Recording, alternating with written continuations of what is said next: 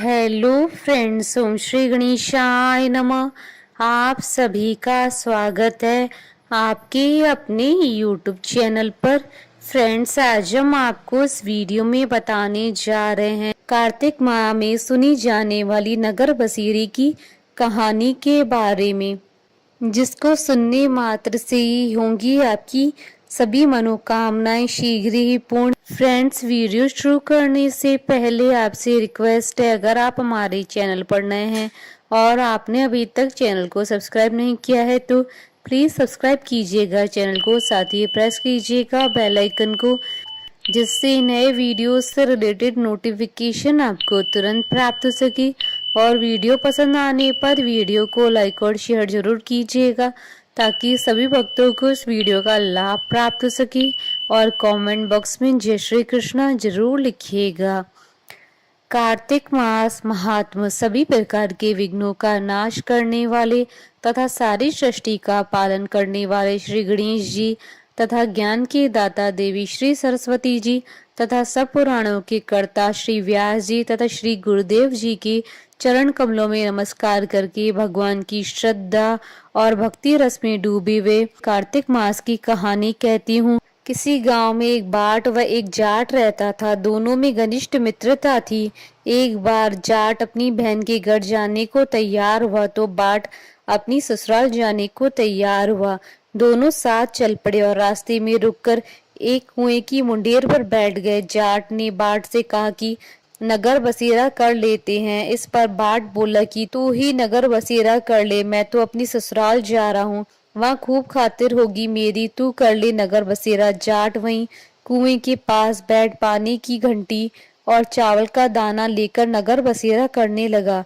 नगर बसेरा करने के बाद जाट कहने लगा कि नगर बसेरा जो करे सो मल धोवे पांव, ताता मांडा तापसी देगी मेरी माँ, माँ देगी मावसी, देगी द्वारका का वास, मीठा मीठा घास वृंदावन का वास, पांच कुल्टी छठी रास, मेरा जिवड़ो श्री कृष्ण के पास, डालूं पानी हो जाए घी, झट से निकल जाए मेरा जी।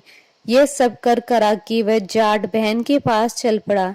जाट की बहन ने भाई के आने पर उसकी खातिर की।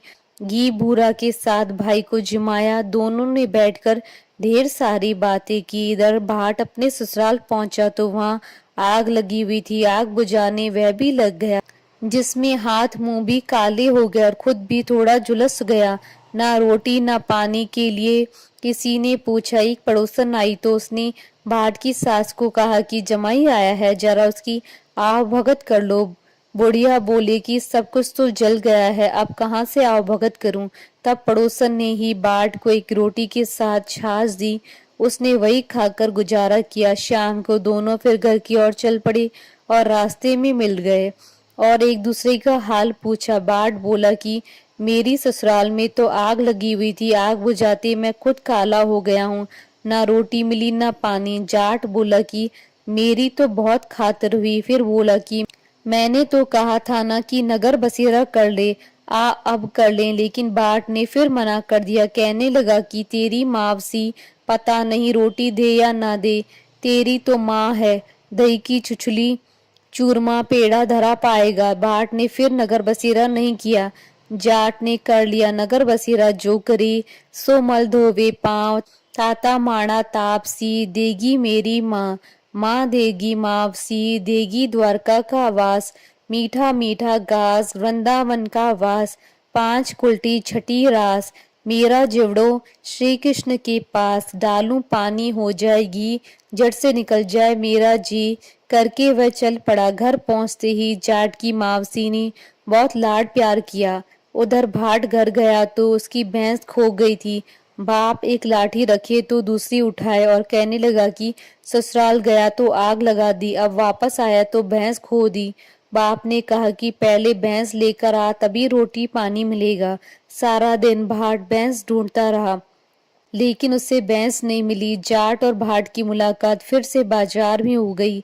जाट ने भाट के हालचाल पूछे तो भाट बोला कि आते ही भैंस खो गई, बस उसी दिन से ही भैंस ढूंढ रहा हूँ, रोटियों का तो पूछो ही मत। जाट ने कहा कि मैंने तो पहले ही कहा था कि नगर बसेरा कर ले। जाट की बात सुनकर बाट बोला कि तेरे नगर बसेरे में इतनी ताकत है तो चल अब कर लेते हैं। दोनों ने बैठकर नगर बसेरा किया। नगर बसेरा जो करे सो मल धोवे पाँव, ताता मांडा तापसी देगी मेरी माँ, माँ देगी मावसी देगी द्वारका का वास, मीठा मीठा घास वृंदावन का वास, पांच खुलटी छठी रास मेरो जिवड़ो श्री कृष्ण के पास, डालू पानी हो जाए घी जड़ से निकल जाए मेरा जी।